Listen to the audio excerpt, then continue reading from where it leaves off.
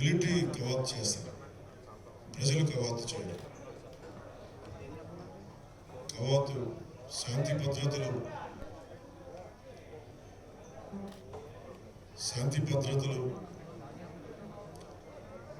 అదుపు తప్పినప్పుడు, ప్రత్యేక పరిస్థితులు వచ్చినప్పుడు మిలిటరీ చాలా బలమైన చర్యలు తీసుకుంటాం. ప్రజల మాన ప్రాణ రక్షణకి అల్లరిమూకలు కానీ సాంఘిక విద్రోహ శక్తులు కానీ అదుపు తప్పితే చాలా తీవ్ర పరిణామాలు ఉంటాయి అని చెప్పడం మిలిటరీ కవాతు తాలూకు లక్షణం. అలాంటి కవాతు ఒక పొలిటికల్ పార్టీ చేయాల్సిన అవసరమే ఉంది, ప్రజలకు చేయాల్సిన అవసరమే ఉంది. దానికి కారణం అన్ని పొలిటికల్ పార్టీస్ భారతదేశంలో ఉన్న పరిస్థితుల్ని కవాతని ఎందుకు పేరు పెట్టానంటే, నిజంగా మన రాజకీయ నాయకులు కానీ రాజకీయ వ్యవస్థ కానీ రాజ్యాంగం ఆదేశించిన సూత్రాల ప్రకారం కానీ రాజ్యాంగ స్ఫూర్తి ప్రకారం కానీ వ్యవస్థను నడిపితే అసలు సమస్యలు ఉండవు. కానీ ఒక్కొక్క చట్టాన్ని వక్రీకరించి అతిక్రమించి రకరకాల పరిస్థితుల్లో వ్యక్తిగత స్థాయికి అన్వయించుకుంటేనే సమస్యలు ఉత్పన్నం అవుతాయి. అలాంటప్పుడు కులాలు, మతాలు, ప్రాంతాలు, విద్వేషాలు, వైషమ్యాలు, ఆశ్రిత పక్షపాతాలు, వీటిలో ప్రజలు నలిగిపోతున్నప్పుడు ప్రజలే రోడ్ల మీదకి వస్తారు. జనరల్గా ప్రజలు రోడ్ల మీదకి వచ్చినప్పుడు ఎనార్కీ ఉంటుంది, అరాచకం ఉంటుంది, మాసెస్కి కోపం ఉంటుంది కానీ ఆగ్రహం ఉంటుంది కానీ ఆలోచన శక్తి ఉంటుంది. కానీ ఒక పొలిటికల్ పార్టీ నిజమైన బలమైన భావజాలం ఉండి ప్రధాన ప్రతిపక్షానికి కానీ జాతీయ పార్టీలకు కానీ మేము మేల్కొంటున్నాం, చాలా బాధ్యతతో ఉన్నాం, ప్రజలు కడుపుమంటున్నారు, యువత ఆగ్రహంతో ఉంది. గంటకు ఒక మాట, గడికొక మాట, గడియకొక మాట మాట్లాడి మేనిఫెస్టోలో చెప్పిన మాటలు పాటించకుండా, పార్లమెంట్లో వచ్చిన మాటల్ని పట్టించుకోకుండా మీ ఇష్టానికి చేసుకెళ్ళిపోయి మేము అధికారంలో కూర్చున్నాం, మేము ప్రతినిధులు, ప్రజాప్రతినిధులు, మేము ఏదైనా చేసుకుని వెళ్ళిపోతామంటే మేము చోద్యం చూసుకోవడానికి లేని ప్రజలు భారత ప్రజాస్వామ్యంలో రోడ్ల మీదకి వచ్చి చొక్కా పట్టుకుని నిలదీస్తాం జాగ్రత్త అని చెప్పడానికి. ఇది ఓట్ల కోసము వీటి కోసం కాదు, ఆవేదనతో. ఒక ఆర్థర్ కాటన్ ద్వారా ఎక్కడో బ్రిటిష్ వ్యక్తి దేశం కాని దేశంకి వచ్చి గుర్రం మీద గోదావరి జిల్లాలంతా తిరిగి పారుతూ, ఒకవైపు నీళ్లు పారుతూ ఉంటే సముద్రంలో కలిసిపోతూ ఉంటే, ఇంకోవైపు ప్రజలు క్షామంతో కరువు కాటకాలతో ఉంటే సరైన తిండి లేదు, నీళ్ళు వృధాగా పోతున్నాయని చెప్పి బ్యారేజ్ కట్టి, బ్రిడ్జ్లు కట్టి, నీళ్లు మళ్లించి సస్యశామలను డెల్టా చేశారు. ఆయన కట్టిన బ్రిడ్జి 5.5 లక్షల మంది దాటడానికి పలుకుతుంది. ఎప్పుడో 1854లో కట్టిన బ్రిడ్జ్, అప్పటిది అంత బలంగా ఉంది. రేపు పోలవరం కూడా అలాగే ఉండాలని కోరుకుందాం, నాకు తెలియదు. సర్ ఆర్థర్ కాటన్ కట్టినంత బలంగా ఉంటుంది, అంత మనసుతో కడితే ఉంటుంది పోలవరం కూడా. అంత మనసుతో కట్టారో లేదో, ఎందుకంటే సర్ ఆర్థర్ కాటన్ బ్రిటిష్ జాతీయుడు, క్రిస్టియన్ మతస్థుడు. తూర్పుగోదావరి గొప్పతనం నాకు ఎక్కడ అనిపిస్తుంటే, కులాలకి మతాలకి అతీతంగా సర్ ఆర్థర్ కాటన్ ని గుండెల్లో పెట్టుకుని దేవుడు చేసుకున్నారు ఒక ఇరిగేషన్ ప్రాజెక్ట్ ఇచ్చిన. మరి నిజంగా పోలవరం ప్రాజెక్ట్ గొప్పదే అయితే రేపు పొద్దున చంద్రబాబు నాయుడు గారిని కూడా సర్ ఆర్థర్ కాటన్ లో పెట్టుకుంటారు. కానీ సమస్య ఏంటంటే సర్ ఆర్థర్ కాటన్ కాంట్రాక్ట్లు తీసుకోవాలి, సర్ ఆర్థర్ కాటన్ బడ్జెట్లు మార్చాలి. ఆయన పనిచేసి వెళ్ళిపోయాడు.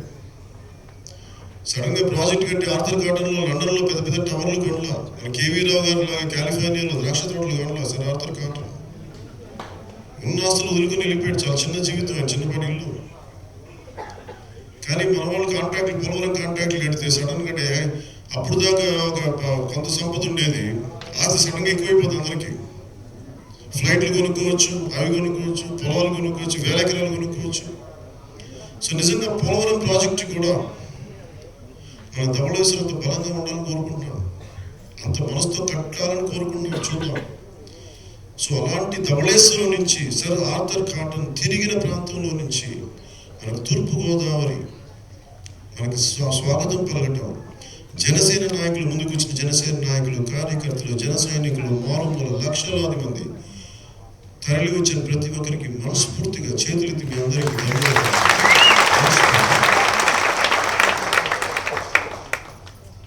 నాకు ఎందుకు పొలిటికల్ వచ్చానంటే మీ అందరూ చాలా ఆడుద్ది, మా అమ్మ అడుగుద్ది. నేను చిన్నప్పుడు కూడా పంచి కట్టేవాడు కాదు. నాకు దాదాపు 9వ 10వ తరగతి దాకా మా అమ్మ నాకు ప్యాంట్లు కొనిచ్చేది కాదు. ఎందుకంటే చిన్నవాడు నీకేంటారు ప్యాంట్లు ఎందుకంటే డబ్బులు ఎక్కువ చెప్పదు, ఆ మాట చెప్పలేక. సరే పోనీ నాన్న పంచి కట్టుకుంటానంటే నీకేంటి అంత పెద్దోడు ఏంటి పంచి కట్టుకోవడానికి, పంచి కట్టుకుని నిక్కర్లు వేసుకుని తిరిగాను. కానీ నాకు మన వ్యవస్థ, మన జాతి, మన సంస్కృతి నేను ఎందుకు పంచి కట్టానంటే నేను తెలుగువాడిని చెప్పడానికి, తెలుగు జాతి మీద ఆత్మగౌరవం ఉందని చెప్పడానికి. తెలుగు జాతి ఆత్మగౌరవాన్ని ప్యాంటు షర్ట్లు వేసుకోవచ్చు, కానీ నేను ఒక పార్టీని నడిపిస్తున్నాను. ఒక పార్టీని నడిపించేవాడిని నేను ఎందుకు పంచి కట్టే కడుతున్నానంటే, అడ్డ పంచి కట్టకుండా మామూలు తెలుగు పంచే దోవతి ఎందుకు కడతానంటే నేను తెలుగు వాడిని చెప్పుకోవడానికి గర్వంగా కడతాను. తెలుగు జాతి చెందిన వాడికి గర్వంగా చెప్పుకోవడానికి. నా జాతిని నేను అర్థం చేసుకుంటా, నాకు నేను గౌరవించుకుంటానే. దేశ సమగ్రతకి, దేశ జాతీయ సమైక్యతకి భాగంగానే గౌరవిస్తూనే నా తెలుగు జాతి నేను గౌరవించుకోవడానికి నేను పంచి కట్టుకుంటాను. ఇది మిగతా అవసరమైనప్పుడు వేస్తాం, వెస్ట్రన్ వేర్ మనకి అవసరమైనప్పుడు మిగతా బట్టలు వేసుకుంటాం. కానీ సగటు నా జీవితం అంతా నిన్నే మా అమ్మకి చెప్తాను, నువ్వు వెంటనే నేను ఇలా చూడడానికి ప్రిపేర్ అవ్వమను, నేను పంచలు కనిపిస్తాను ఇప్పుడు నీకని చెప్పాను. అనేది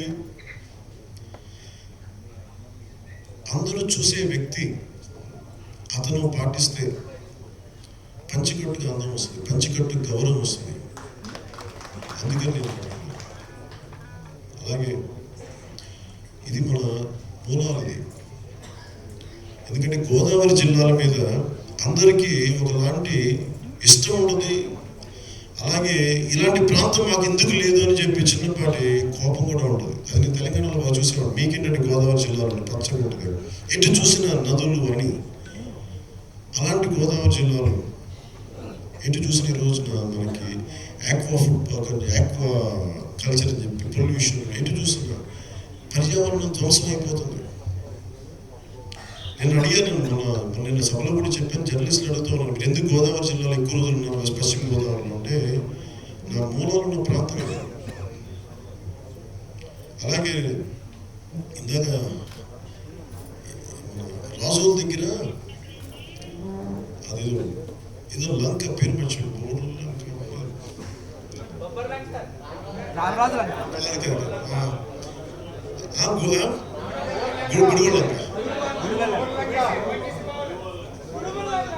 గుడిగొండ లంక, గుడిగొండ లంక. ఆ గుడిగొండ లంకకి మా నాన్న చెప్పేవాళ్ళు, ఆ గుడిగొండ లంకకి మా ముత్తాత పేరు ఆదినారాయణ. ఆయన మున్సిపల్గా చేశారంట. వాళ్ళు పశ్చిమ గోదావరి తర్వాత ఉభయ గోదావరి జిల్లాలో వెళ్ళిపోయి నాకు ఈ మూలాలు నాకు తెలియవని చెప్పాను నా జర్నలిస్ట్కి. అంటే నా మూలాలు ఇక్కడ ఉన్నాయని తెలుసు, కానీ నేను తెలంగాణలో పెరిగాను, తమిళనాడులో పెరిగాను, నెల్లూరు, ప్రకాశం అన్ని ఊళ్ళు తిరిగాను. నా మూలాలు నా గోదావరి జిల్లాలో నాకు తెలియదు. అందుకని మరి పశ్చిమ గోదావరిలో ఒక 35-40 రోజులు ఉన్నా కానీ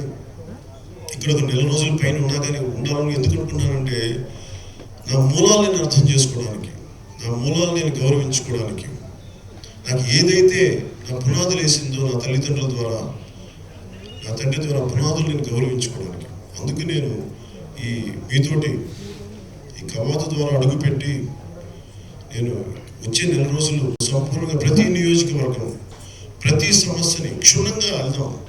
చాలా మైక్రో లెవెల్ అర్థం చేసుకుందాం. అవగాహన కావాలి. మట్టి శక్తిని అవగాహన చేసుకుందాం. రైతు కష్టాన్ని అర్థం చేసుకుందాం. రైతు కూలి పడే కష్టాన్ని అర్థం చేసుకుందాం. అవకాశాన్ని నాకు మీ అందరూ మీ సహకారాలు కల్పించండి. నేను కొత్తగా తూర్పుగోదావరికి ఏం చేస్తానని చెప్పను. ఉన్న గోదావరిని కాపాడుకుందాం. ఖచ్చితంగా ఉన్న గోదావరిని కాపాడుకునే చాలా మన సర్దార్ ఆర్థర్ కాటన్కి మహాపూజ చేసినట్టు. ఆయన ఎన్ని కళలకని వెళ్ళిపోయాడో మనిషి, ఎన్ని స్వప్నాలు ఇచ్చి వెళ్ళిపోయాడో మనకి. ఆ స్వప్నాలు నిజం చేసుకుందాం. ఉన్న పర్యావరణాన్ని కాపాడుకుందాం. నాకు మొన్న పోలవరం ప్రాజెక్ట్కి వెళ్తే పాపికొండలు కనిపించమని చెప్పారు. నా తర్వాత గట్టిగా పర్మనెంట్గా ఇంక పోలవరం ప్రాజెక్టులు ముంపుకు అయిపోతాయి, పాపికొండలు ఇదిలా కనిపించమంటే, మనిషి తాలూకు నాగరికత అభివృద్ధి పర్యావరణం చంపేస్తూ ఉంటుంది. సో నాకు అనుకుంది, భావితరాలకి ఎంతో కొంత ప్రకృతి సంపద ఉండాలి, మంచి నీరు ఉండాలి, ఆరోగ్యకరమైన వాతావరణం ఉండాలి. ఇవన్నీ కాపాడుకోవడానికి జనసేన 7 సూత్రాలతో ముందుకు వచ్చింది. అలాగే కులాల ఐక్యత చాలా అవసరం. కులాలు ఒకరి మీద ఒకరు ఆధారపడ్డ కులాలు మనవి. అందుకనే నేను ఒక కులాన్ని, ఒక కుటుంబాన్ని నమ్ముకొని నేను రాలేదు. నేను అన్ని కులాలని, అన్ని మతాలని, అన్ని ప్రాంతాలని నమ్ముకొని వచ్చాను. నేను ఒకరిని నమ్ముకొని, మానవత్వాన్ని నమ్ముకొని వచ్చాను. సో నాకు మీ అందరూ ఇంత మనస్ఫూర్తిగా, ఎందుకంటే నేను ముఖ్యంగా కవాతు గురించి మాట్లాడిన ఒక్కొక్కరు ఎంత కష్టపడ్డారో పేరున ప్రతి ఒక్కరు, మహిళా నాయకులు కానీ, జన సైనికులు కానీ, వాడ మూల నలిగిపోయారు. ఒక్కొక్కళ్ళు కష్టపడ్డారు. ఒళ్ళు కుదేలైపోయింది ఒక్కొక్కళ్ళకి. యుద్ధం నిన్న చేసింది మనం.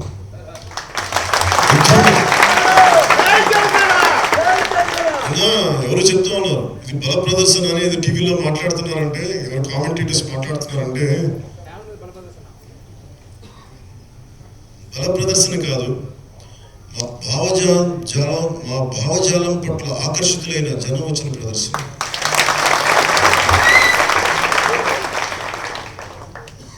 జనసేన నిజంగా బల ప్రదర్శన చేస్తే ఎప్పుడు చేయదు. బల ప్రదర్శన ఎప్పుడు చేయదు.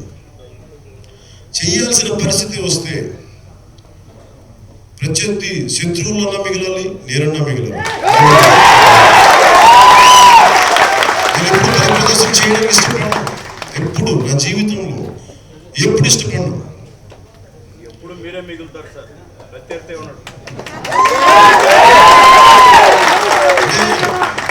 నేను ఎప్పుడు యుద్ధం నా కోసం ఎప్పుడు చేయలేదు. నన్ను ఒక 6 నెలలు తిట్టిన నేను పడతాను.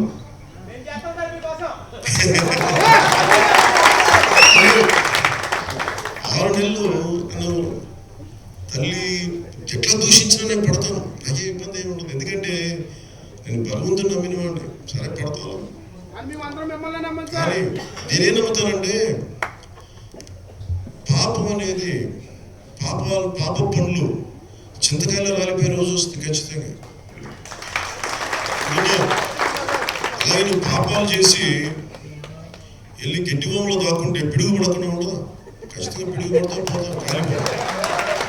ఎందుకంటే నేను ముఖ్యమంత్రి గారు చెప్పాను కదా, ముఖ్యమంత్రి గారి పాలసీల గురించి మాట్లాడతా, తల్లికి అన్నం పెట్టిన వాడు పిల్ల తల్లికి చీర పెడతాడని నమ్ముతాం. ఇవన్నీ ఏంటంటే, ఎందుకంటే మనం అలాంటి పనులు చేయడానికి లేవు ఇక్కడ. నిజంగా అలసిపోయాను నేను రాజకీయ వ్యవస్థలో. అంటే నేను చాలా మంది రోడ్డు మీద పాపం తోపుడు పళ్ళు చూస్తాను, బండి అట్టి పండుగలు పెట్టుకున్న చూస్తాను, చిన్నపాటి కూల్ డ్రింక్ షాప్ పెట్టుకుంటాను, సోడా బుడ్లు పెట్టుకున్నాను. నేను అనుకుంటాను, ఒకసారి పేపర్ చూస్తాను, జడ్జి గారు, హైకోర్టు జడ్జి గారు అసలు వీళ్ళందరూ ఈ హాకర్స్ అందరినీ తొలగించాలని అంటారు. మాకు నిజంగా నడవడానికి బాగుంటుంది, అసలు పేమెంట్స్ అన్నీ క్లీన్గా ఉంటాయి. అక్కడ శత్రువులు హాకర్స్. నా ఏళ్ళు ఉపవాసం కొంకరలు పోతున్నాను. క్రామ్స్ వచ్చేస్తా ఉన్నాయి. అందుకే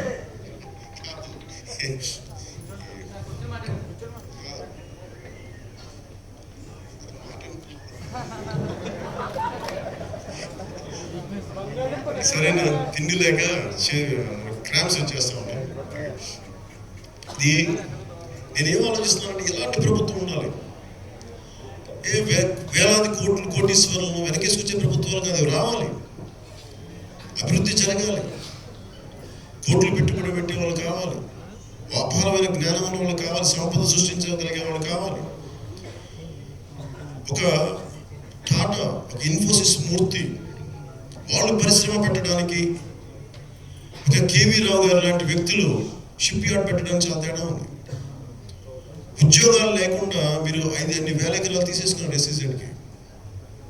అక్కడ ఇన్ఫోసిస్ మూర్తి ఒక 2-3 ఎకరాల్లో 10 ఎకరాల్లో కనీసం 10,000 ఉద్యోగాలు క్రియేట్ చేయగలరు.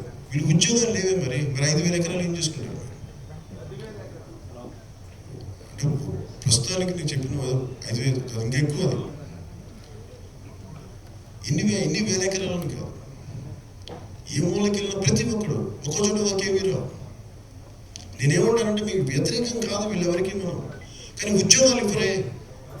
3 పంటలు పండే భూములు మీరు లాగేసుకొని పోలీసులు పెట్టి భయపెట్టు, రెవెన్యూ యంత్రాంగ వ్యవస్థను భయపెట్టు, మీరు ప్రలోభపరిచి రైతులను భయపెట్టు, ఇలా దోచేసుకుంటా ఉంటే ఇబ్బంది అవుతూ ఉంటుంది. మాట్లాడే వాళ్ళు ఎవరు లేరు.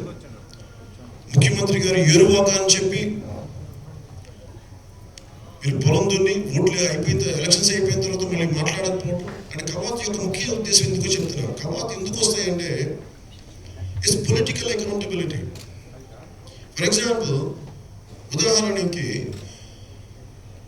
స్పెషల్ ప్యాకేజీ గురించి నేను మాట్లాడినప్పుడు, నేను స్పెషల్ కేటగిరీ స్టేటస్ గురించి మాట్లాడితే ముఖ్యమంత్రి గారు స్పెషల్ ప్యాకేజ్ అని, అప్పుడు నాకు ఢిల్లీలో ఒక ఆయన ఒక సెక్రటరీని కలిశాను, ఎక్స్ ఫైనాన్స్ సెక్రటరీ ఒక ఆయన కలిస్తే ఆయన అన్నాడు, దీనికి చట్టబద్ధత లేదు, వీళ్ళు మాట్లాడతారని మీరు అడగండి, చట్టబద్ధత అడగండి అని అంటారు. అదన్నా ఉందా అడగండి అంటే అడిగితే, అనంతపూర్ సభలో అడిగితే ముఖ్యమంత్రి గారు అంటారు వారి మాటే మాకు శిరోధారి, ఎందుకంటే ఒక మా కేంద్ర మంత్రి మాట చెప్పాడంటే దట్ ఈస్ లా.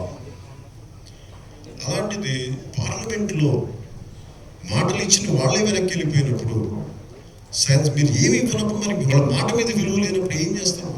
అకౌంటబిలిటీ లేదు. అలాగే ప్రతిదీ ఏ మూల చూసినా, అలాగే ముఖ్యమంత్రి గారు మన కాకినాడ SEZకి వచ్చి 2012లో ఏరువాక అని ప్రోగ్రాం చెప్పి మేము రైతులకు అండగా ఉంటామని చెప్పి, పోలీసులు ఆపండి చెప్పి, భూమి దున్నమని చెప్పి, మళ్ళీ ఎలక్షన్లు అయిపోయిన తర్వాత మళ్ళీ పట్టించుకుని అదే రైతులను అరెస్ట్ చేస్తారు.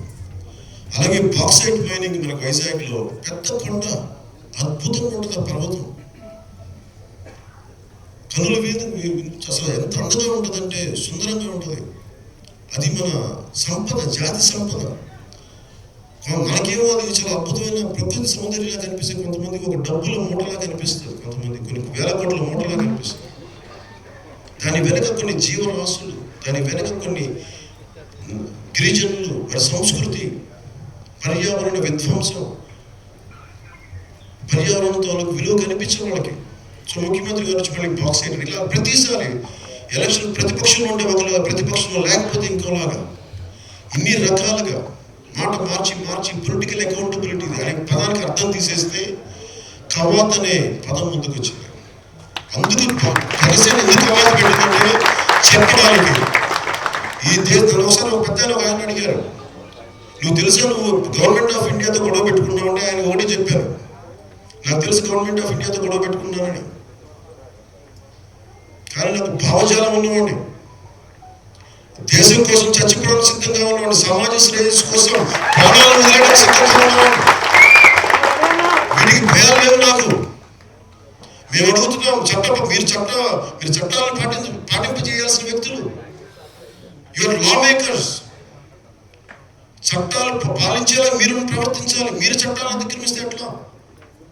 మరి మీరు చట్టాలను అతిక్రమించినప్పుడు మీరు మా మీద చట్టాలను ఎన్ఫోర్స్ చేసే నైతిక హక్కు, నైతిక బలం ఈ లా మేకర్స్కి ఎక్కడుంది? ఈ ఎమ్మెల్యేలకు ఎక్కడుంది? ఈ ఎంపీలకు ఎక్కడుంది? మంత్రులకి ఎక్కడుంది? ముఖ్యమంత్రులకి ఎక్కడుంది? అబ్బాయి స్థాయి మంత్రులకి ఎక్కడుంది? విసుగొచ్చి ఎందుకు రోడ్ల మీద వస్తారు 2 లక్షల మంది? పవన్ కళ్యాణ్ చూడడానికి జనం రాలేదు. పవన్ కళ్యాణ్ చూడాలంటే సినిమా థియేటర్లో చూస్తారు పవన్ కళ్యాణ్. పవన్ కళ్యాణ్ చూడాలంటే యూట్యూబ్ తీసుకుని సెల్ ఫోన్ లో చూడొచ్చు, బయటికి రావట్లేదు. పవన్ కళ్యాణ్ చూడాలంటే ఇన్ని లక్షల మంది ఎందుకు వచ్చారు బయటికి? సరదాగా వచ్చారు, తమాషాలుగా వచ్చారు. ఒక బ్రిడ్జి, ఒక ధవళేశ్వరం బ్రిడ్జి పైన కొంతమంది కొన్ని లక్షల మంది నడుస్తుంటే కింద కొన్ని వేల మంది అలా నడుచుకుంటూ వస్తున్నారు నీళ్ళలో, గోదావరి పాయల్లో. సరదాగా వచ్చారు, నలిగిపోయారు. పవన్ కళ్యాణ్ చూడ కొత్త వాళ్ళకి. పవన్ కళ్యాణ్ దగ్గర 1000 కోట్లు ఇస్తాడా? వస్తే ఒక బాగా ప్యాకెట్ ఇస్తాడు, సారా ప్యాకెట్ ఇస్తాడు.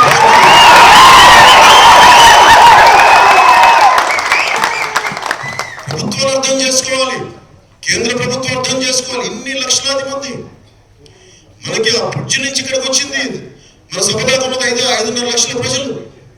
మొత్తం గోదావరి జిల్లా సరిహద్దులు ఆగిపోయింది. 3.5-4 లక్షల ప్రజలు, దాదాపు 10 లక్షల మంది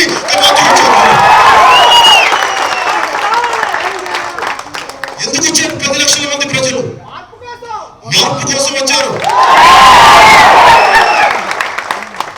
వచ్చేసే ప్రభుత్వాలు కుల తేయడానికి వచ్చారు. జాగ్రత్త కాబడతారు, మీరు పిచ్చి వేషాలతో కుల చూస్తాం అని చెప్పడానికి వచ్చారు 10 లక్షల మంది ప్రజలు. ఒక కులమా, ఒక మతమా, ఒక ప్రాంతమా, అందరూ కలిపి వచ్చాం, అందరూ వచ్చారు.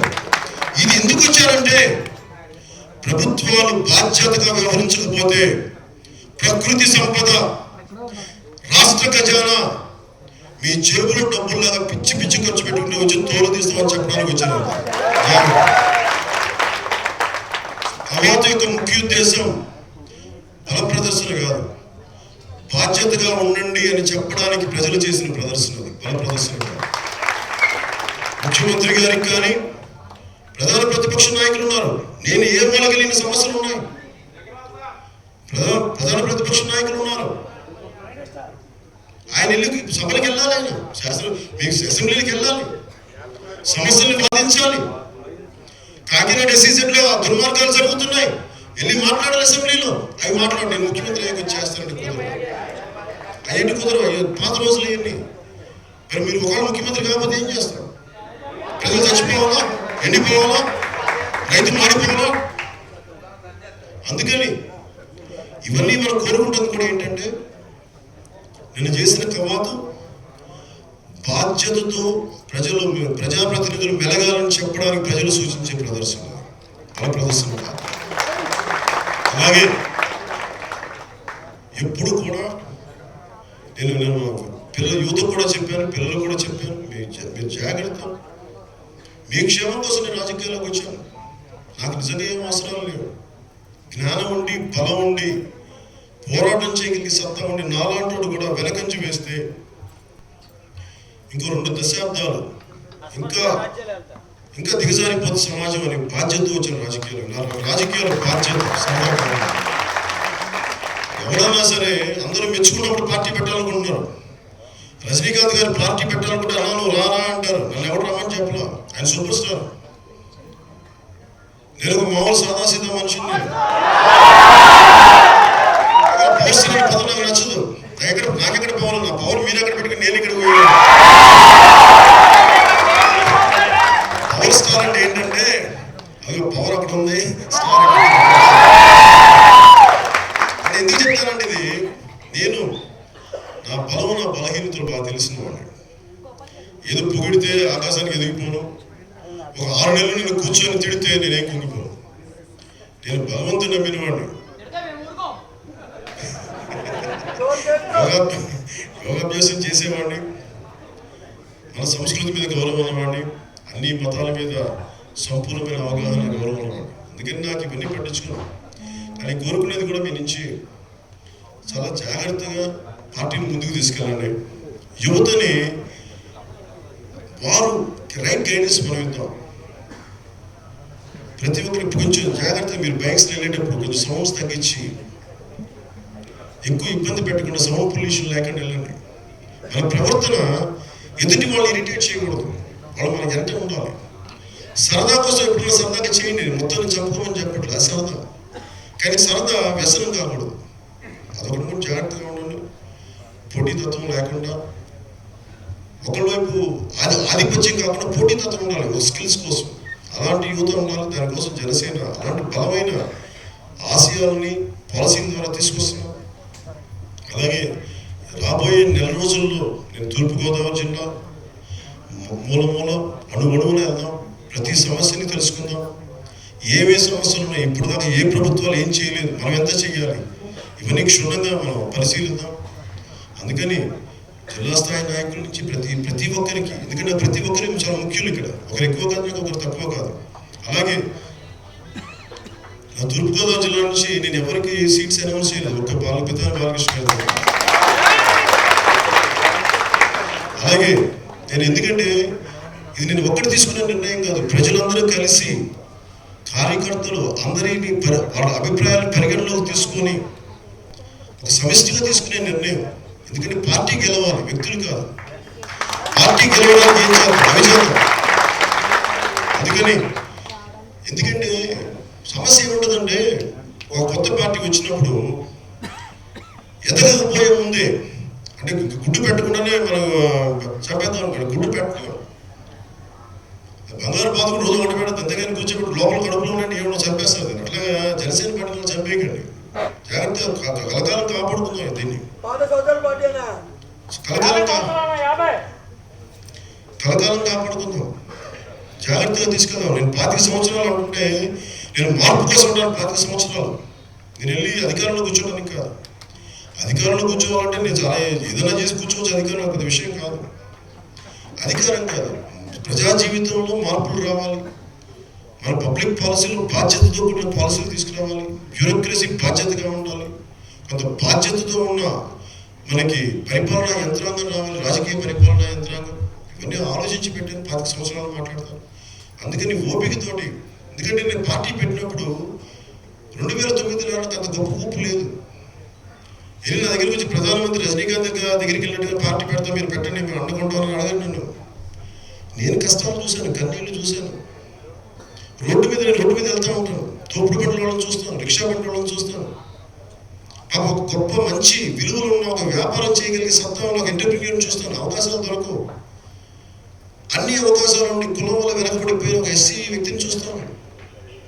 ఇవన్నీ చూసి ఎక్కడో ఒక చోట ఇంత అస్తవ్యస్తం ఉంది, నాదైనా ఎంత కొంత దానికి నాదైనా ముందు కృషి చేద్దామని చెప్పి చాలా ఆలోచించి మదనపడి మదించి శోధించి దెబ్బతింటానికి సిద్ధమై పార్టీ పెట్టారు. ఈ రోజున నేను పార్టీ పెట్టినప్పుడు మీకు తెలుసు లేదు, ఒక 5 మంది పట్టుకుని 5 మంది 10 మంది ఉండేవాళ్ళ దగ్గర ఎవరు లేరు.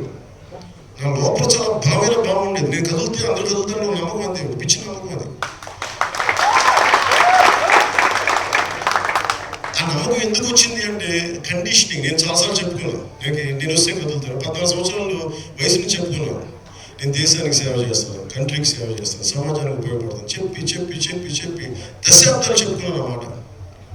అదేమైపోయింది, నాకు వేరే వైరింగ్ అయిపోయి నేను వస్తే జనం బయటకు వస్తారు, ఒక నమ్మకం అంతే. అంతే నమ్మకం తప్ప నా దగ్గర భగవంతుడు ఆశీస్సు తప్ప నా దగ్గర నిజంగా నాకు ఏ శక్తి లేదు. నా శక్తి అదే నమ్మకం, అంతే. ఆ నమ్మకమే ఈ రోజున లక్షలాది మంది అలా వస్తూ ఉంటే నేను కిన్నుండి అయిపోయాను. ఒక వ్యక్తి కోసం వచ్చింది కాదు, ఒక మార్పు కోసం వచ్చారు లక్షలాది మంది తూర్పుగోదావరి.